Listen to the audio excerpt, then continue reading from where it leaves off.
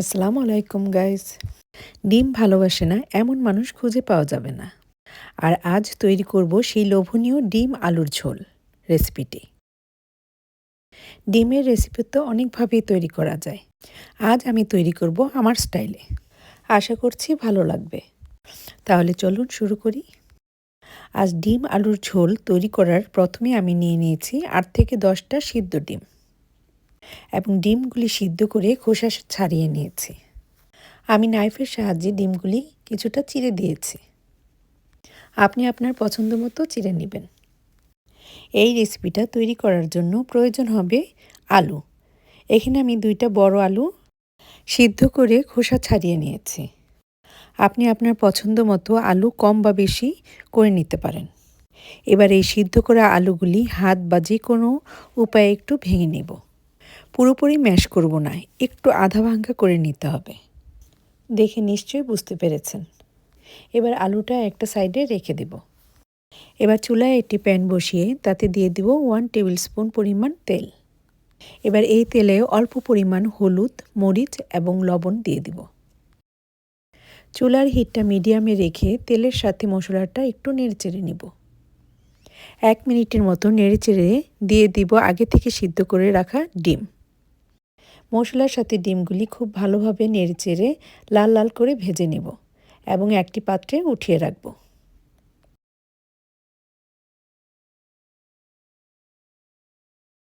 এবার একই প্যানে ৩ থেকে ৪ টেবিল স্পুন তেল দিয়ে দেব এবং দিয়ে দিব কুচি করে কাটা পেঁয়াজ আধা কাপ।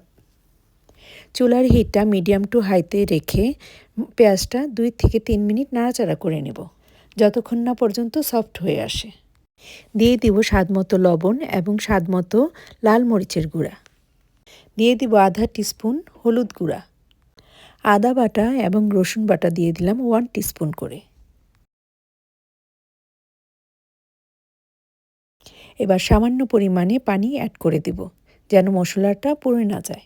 এবার সব কিছু খুব ভালোভাবে নেড়েচেড়ে মিশিয়ে নিব এবং দিয়ে দিব জিরা গুঁড়া, ধনিয়া গুঁড়া এবং গরম মশলা, যা আমি 1 টিস্পুন করে নিয়েছি এবং ২ থেকে ৩ মিনিট কষিয়ে নিব। কষাতে কষাতে যখনই দেখব তেলটা উপরে ভেসে উঠেছে তখনই দিয়ে দিব ভেঙে রাখা আলু। এবার আলুটা মশলার সাথে খুব ভালোভাবে মিশিয়ে নিতে হবে। মেশানো হয়ে গেলে দিয়ে দিব ১.৫ কাপ পরিমাণ পানি। আলুটা যেহেতু সিদ্ধ করা তাই বেশি পানি দেওয়ার দরকার নেই। এবার চুলার হিটটা মিডিয়ামে রেখে ঢাকনা দিয়ে রান্না করব ঠিক ৫ মিনিট। ৫ মিনিট পর যখনই দেখব পানিটা ফুটে উঠেছে সেই পর্যায়ে দিয়ে দিব ভেজে রাখা ডিম। এবার ৫ থেকে ৬টা কাঁচামরিচ দিয়ে দিব, যা আমি ফালি করে দিয়েছি। আবারও নেড়েচেড়ে মিশিয়ে নিব এবং ঢাকনা দিয়ে রান্না করব ঠিক ৫ মিনিট। সব কিছু যেহেতু সেদ্ধ করা তাই বেশি একটা সময় লাগবে না। রান্নাটা প্রায় শেষের দিকে। এই পর্যায়ে দিয়ে দিব কিছুটা ধনেপাতা এবং চুলাটা বন্ধ করে দিব। একটু ঝোলঝোল থাকা অবস্থায় ডিমের কারিটা নামিয়ে নিতে হবে, আদারওয়াইজ বেশি ঘন হয়ে যাবে। আর সেই সাথেই তৈরি হয়ে গেল খুব অল্প সময়ে ঘরে থাকা উপকরণ দিয়ে ডিম আলুর ঝোল, যা মাছ ও মাংসের স্বাদকেও হার মানাবে। এইভাবে একবার হলেও তৈরি করে দেখুন, দেখবেন স্বাদ হবে অসাধারণ। সাদা ভাত বা রুটির সাথে খুবই মজা লাগে এই ডিম আলুর ঝোল।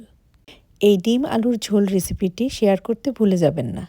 চলে আসব যে কোনো সহজ এবং মজাদার রেসিপি নিয়ে। সেই পর্যন্ত আমার সাথেই থাকুন। আল্লাহ হাফেজ।